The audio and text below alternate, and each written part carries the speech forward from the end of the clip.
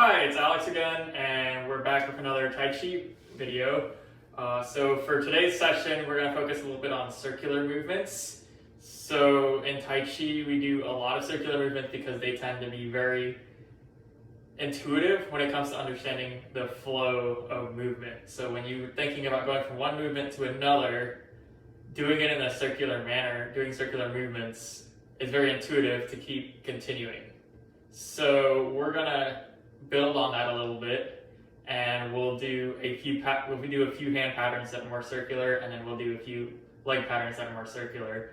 But even though we have a little bit of focus on like upper body, lower body, what's really driving the motion is the turning of the waist. So when you think circular, also think about how can I turn my waist to facilitate the movement. Okay, so we're gonna start by learning a new stance here, and what we're gonna do is you're gonna start about shoulder width apart and kind of spread your legs out some. It could be like a simple, so what I did here was a simple toes, heel, toes, heel. So it can be wider, it can be more narrow, whatever is comfortable for you, and from here you're just gonna bend your legs.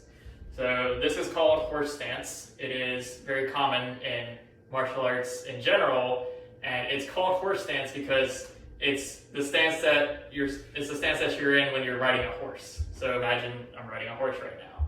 So that's why it's called horse stance. It's a pretty good stance for just rooting into the ground if you have the correct posture. In martial arts, while you can do horse stance as an exercise with toes pointed out, in martial arts we like to point them forward because that's what lets you sink your weight and keep your root. So if someone tried to sweep you here, you'd be able to keep your root, or you have a better mechanical advantage for doing so. And from here, you're going to settle into your horse stance. So I'm going to turn here a little bit and give a few cues that you want to avoid in a horse stance. So in a horse stance, you want to have that posterior pelvic tilt. So you want to think you're sitting down and back a little bit. You don't want to look like this, right? You don't want to arch your back so that you're going backwards. So you kind of want to just sink down and find a stable position. And from here, we just turn the waist a little bit. So just kind of get this pattern of like turning the waist. So here, my arms are just limp, right? So I'm just moving my waist. And notice how even though I'm only really trying to move my waist, my arms are going with it. And that's what it means for your entire body to move, or for a movement to come from the waist, okay? So just kind of get the feel, try to get the feel of this, and at some point we're going to add some more hand control to facilitate the techniques. But ideally, this is the basic, this is the core of your movement, and it's not just here too. So we look at the techniques that we learned earlier. Here I'm also moving from the waist. So this is all waist with just enough tension in the arms to follow the movement. This is all waist with just enough tension in the arm to follow the movement. All right, so we're gonna go back to our horse stance. And we're just gonna take your left hand and we're just gonna draw a little circle. So you're gonna wave, you're gonna pat in front of your face and follow the circle down. Pat in front of your face and follow the circle down. And once you get the hand pattern, try to relax your hand as much as you can and make it just come from the waist. Right, so just enough control to make that little circle, but ideally you want to move from your waist. Go ahead and try it on the other hand. Just patting up and down. So up, down, up, down, down. So if you ever watched Karate Kid, I think the technique was like wipe off, wipe on. It's a similar movement, and we'll do this, the reverse, the wipe off at some point as well. So it's just simply the opposite of this wipe off. And then when you're comfortable, just add both hands. Again, upper body is mostly relaxed and just moving from the waist. And just breathe normally because this is just more or less a uniform breathing pattern or movement pattern. You don't have to have any sort of special breathing, just normal breath. And when you're comfortable, speed it up a little bit. And when you speed it up, you don't want to have tension in your arms to speed it up. You want to just turn your waist more. You just want to turn your waist more quickly to speed it up.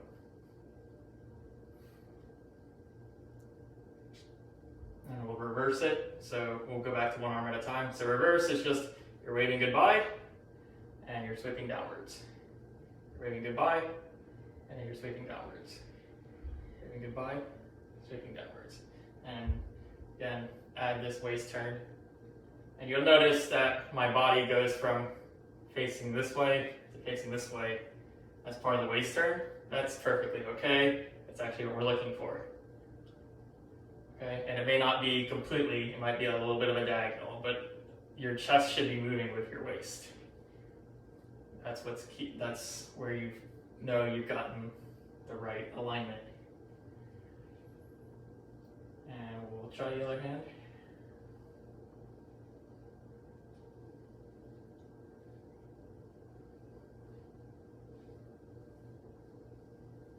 And we'll just add both hands. Again, it's just this waist turn that's driving the movement. If I stop moving my waist, my entire body stops moving as well. And speed it up when you're comfortable.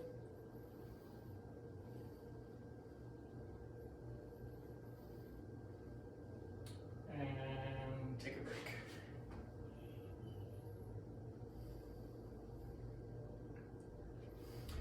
All right, so next we're going to go over a technique that uses the first hand motion, and it's simply just stopping in the middle of the hand motion and performing the technique. So we're going to go back to our basics. We're going to go back to our basic ready position here, and just like when we do our slant flight from earlier, we're going to take this. We're going to do the same stepping. So it's going to be step your foot in, step your foot out. But we're going to do a different hand pattern with that. So I'll go over, we'll review the stepping real quick and do the hand pattern, and then I'll focus my cues a little more on the hand pattern. All right, so we're going to shift our weight to our left foot and turn our right. And we're going to shift our weight to our right foot as we bring our left foot in. We're going to do that little wave, this leg on. As we step forward, we just extend our hands. Okay, so I'll do another one with the focusing on the stepping cues, just as a little review. Shift our weight to our left. Move our toe out. Shift our weight to our right. We bring our left foot in. Step forward with the left foot, and shift your weight to the left.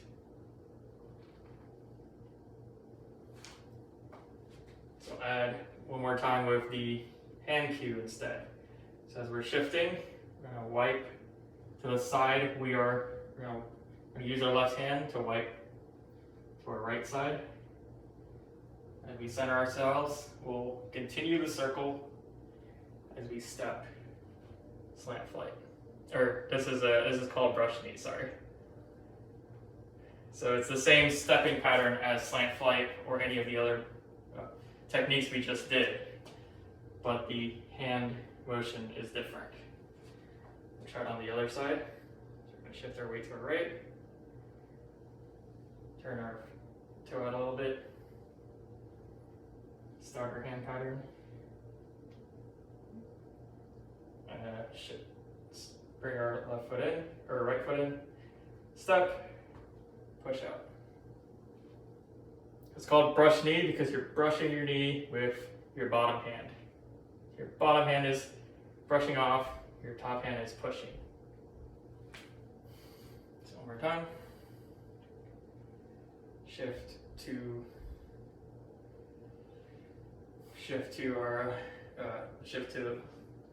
the right. Step.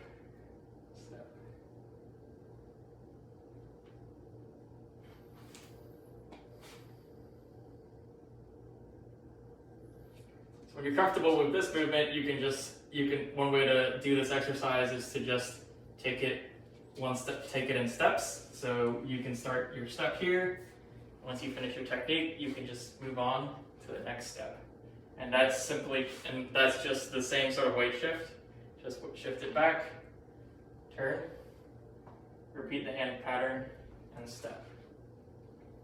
Shift, turn, wipe off, step.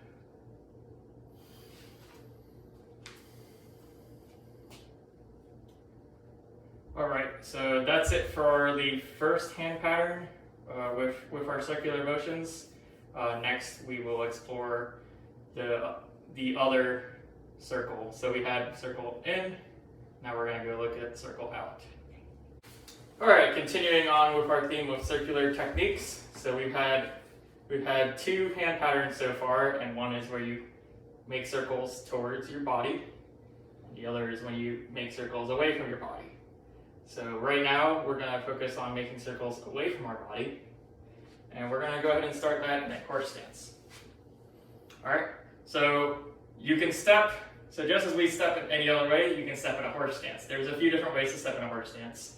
You can step your foot forward and go back to a horse stance, or you can shuffle your foot forward, and that would mean just bringing your back foot to meet your front foot, and then stepping your front foot forward. So the real difference is that when you step through, you're changing which foot is forward, or which side you're facing. When you shuffle step, you're still facing the same side. You're keeping the same stance, you're just more forward.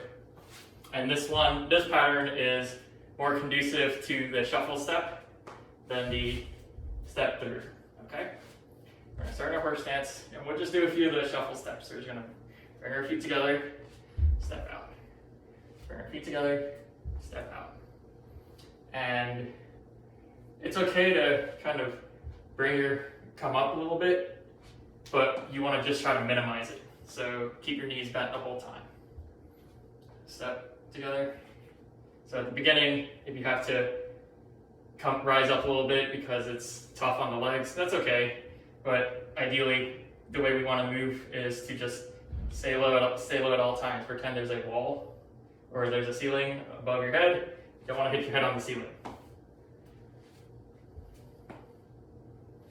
Just try this a few times, and then we'll add the hand pattern. So from here, we're just going to add the hand pattern, okay? So we'll do one hand up top, one hand up on the bottom. And as you step, you're just going to draw that circle. So here, I'm in the middle of drawing that circle. So here, here, here, here, here, here,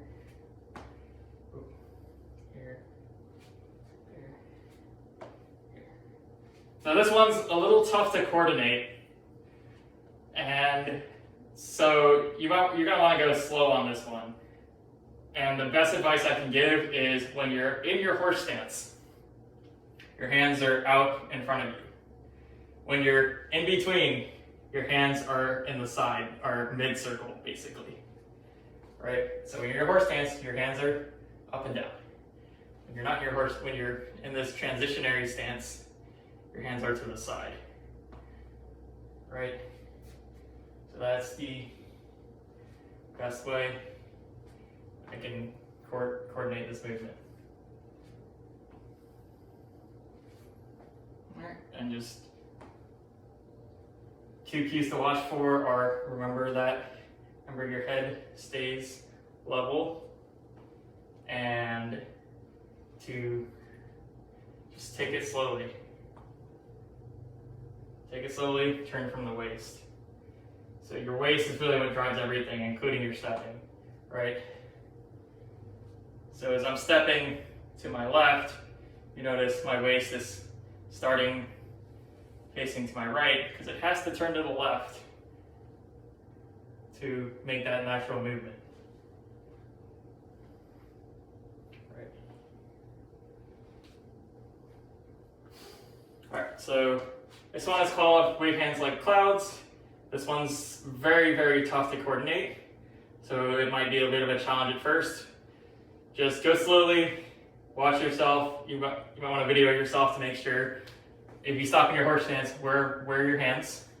And if you stop mid-stance, where are your hands? So remember, horse stance, your hands are in front of you. They're making that circle. Mid this transitionary stance, your hands are out. They're getting ready to make the circle in the other direction. All right, so that's it for the hand patterns. They're pretty difficult, but really mastering them will give you a sense of unifying the movements, and that will translate to every technique you do in Tai Chi. Next, we're going to do something a little more difficult, and we're going to focus on the lower body. So you can make circular movements with the lower body mostly by doing working up to wheel kicks. And wheel kicks aren't very common in Tai Chi, but there are little bits and pieces in the forms that are kind of reminiscent of wheel kicks or are wheel kicks themselves. So we're going to ease into this by doing a Qigong exercise called stepping over the fence. All right, we're going to start shoulder width apart, feet shoulder width apart, and we're gonna just shift our weight all the way to our right side and pick up our left. Pick up our left foot, we're going to cross it midline, bring it up and around. Alright, so imagine there's a fence right in the middle, and you want to go around it and over it. Alright, try that on the other foot, go around it and over it. And for your hands, what you're going to want to do is just pretend there's a string from the palm of your hand to your knee, and that's what's going to follow the movement. So pretend you're picking up when you pick up your hand, your knee comes up. You put your hand down, your knee comes down. So this is called stepping over the fence. And if you have issues with balancing, two things that might help is really make sure your weight is shifted. So right here, I've got about 50-50 weight on my legs. I want to really shift my weight until it's 100% on this right leg, and that way I can just let my left leg float up. Another cue that might help is pick a spot on the ground that isn't moving and just look at that spot. And that might help you balance as well, just looking at something that's stationary and rooted to the ground. So we're just going to go on with our exercise. You go momentarily check in with yourself and make sure you're breathing. What I like to do is I breathe in as I start, and as I rotate out, I breathe out.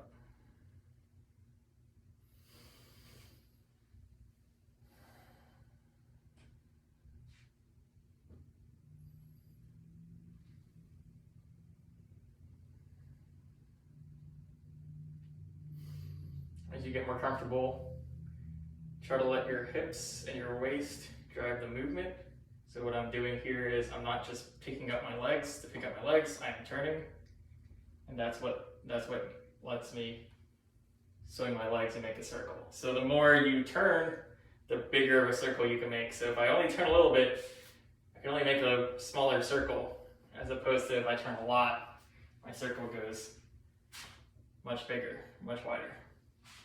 And the wider you go, the more range of motion you get, the more dynamic your stretch will be when we start doing wheel kicks.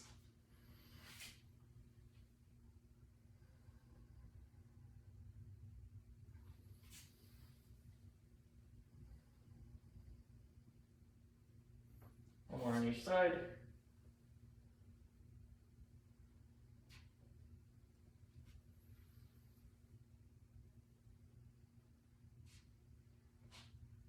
All right, so from here, we're gonna go ahead and start our wheel kicks. So again, just with the hands we have inward circles and outward circles. With the legs, we also have inward circles and outward circles. So we'll start with the outward first, because I believe it's a little easier. And even if you're not really doing Tai Chi for self-defense or martial arts reasons, I would argue that the wheel kicks are still very, very valuable to add to your training, because they're a pretty dynamic movement that really opens your hips. Okay, so because it's dynamic, because you can make it explosive, you might get a little bit more range of motion than you normally would with like a static hip stretch. So it's a good way to explore how much strength you have in raising your legs and making circles with your legs. And that'll help carry over to your balance and to your sense of just being able to move and shift around on one leg. Okay, so we're gonna start right leg forward. You don't really have to take any particularly strict stance. It's just one leg in front of the other, and you have a little bit more weight on your right hand. Don't worry about your hands right now. There's a lot of ways you can have your hands. You can have them in like sort of boxing stance, where you can bring one hand out to kick as a guide to kick into it, but that's not the focus for today. So to initiate the movement, we're going to just do the same movement we did with our Qigong exercise, right? So it's just turning of the waist so that you can lift your leg.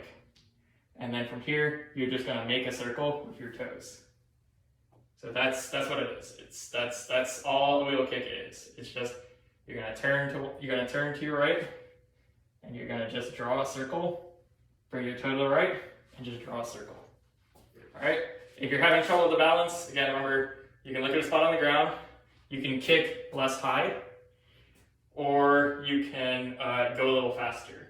So ironically, going a little faster does help with the balance a little bit. It is much harder to do a slower kick than it is to do a faster kick when it comes to balance. And that's because you have to balance yourself. You spend less time on one leg doing a faster kick, okay? So I'm gonna try to do it slowly just to show the movement.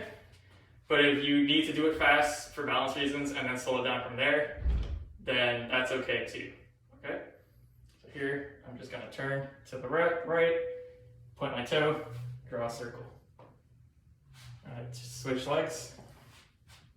So if I'm doing a wheel kick on my right leg, I'm gonna turn to my left, point my toe towards my left, and draw a circle. All right. So I'm gonna go back to the other side, and we'll just do a few reps. Let's just start with 5. And I'll do them I'll do them slow, and I'll start to add a little bit more speed. And the idea is to just get that feel for the momentum that just completes the movement. So here, there's a little bit of, you can use your hip swing to generate a little bit of momentum to help with the movement, okay? So I just do 5 on each side. So start slow, and speed it up from there.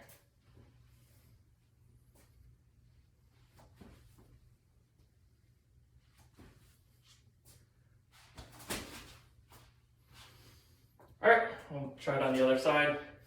And again, just breathe out as you're doing the kicks, as you're starting, as you're going through that circle. Try to time your breathing so that you breathe out. So here, so I'm breathing in, and so I'm gonna breathe out as I'm doing the motion.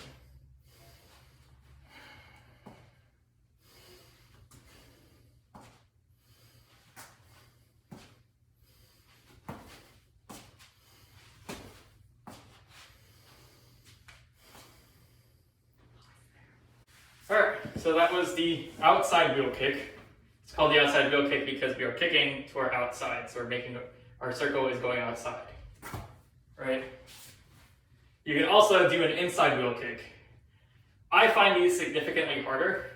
Personally, I find these significantly harder because you actually have to, you can't use as much momentum, right? So with an outside wheel kick, you can turn your waist to the opposite side, and that kind of creates a spring that you can propel off of. And that makes the movement way easier, in my opinion, than the other variation. So the other variation is just the opposite. So we're gonna start again, right foot forward, left foot back. And what we're gonna try to do is you're gonna take your left foot from this standing position, and you're going to try to draw a circle inwards with your toe. And you might notice that even though you can turn your waist that way to the left, generating the momentum this way feels much less awkward, or at least it does for me, okay? So I'm going to turn here and then try to draw a circle. But you notice I'm not able to lift as high, and because I'm not able to lift as high initially, I'm going to have a kick that doesn't feel like it flows as much. All right, from here, I'm just going to lift my foot straight to the side and then just bring it in. That's all it is. So bring my foot up, straight to the side, and just bring it in. And again, your kicks are much easier to do when you are slower, or when you are faster than they are when you are slower. This one especially, because if you don't have the momentum, now you're just purely using your leg strength to draw that circle, and it's tough when you don't have the static flexibility. So from here, I'll do a few. We'll just do 5 on this side. So I'll try to be slow, and then I'll speed it up a little.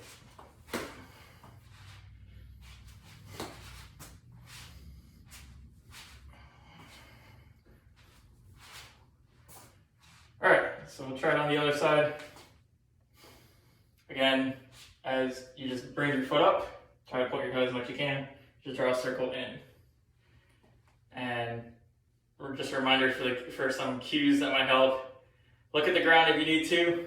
It'll help you with your balance. And try to use your waist as much as you can. And again, we're not being strict on hands here. You don't need to be in a fighting stance if you're doing this just for practice and health purposes.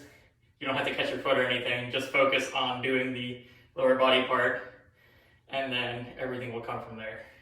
From here, slowly bring your foot up and in.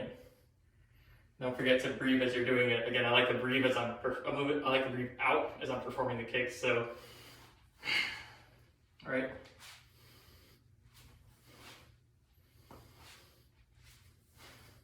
I'll speed it up a little bit.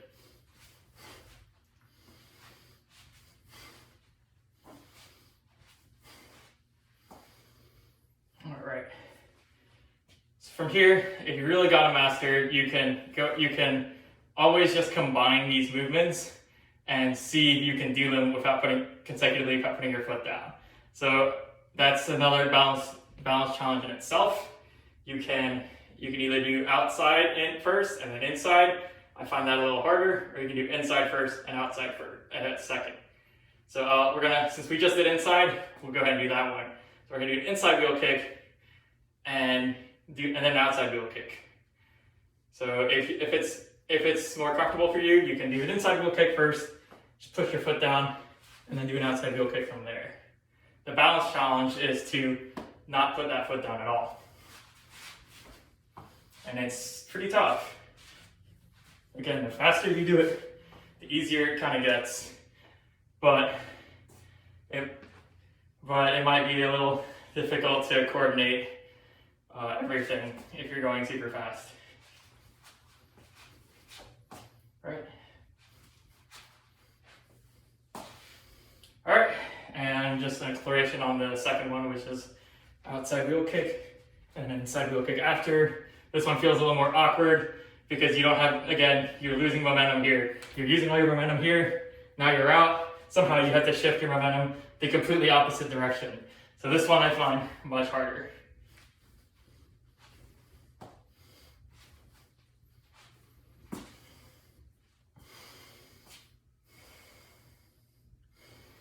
So that concludes our class on circular movements.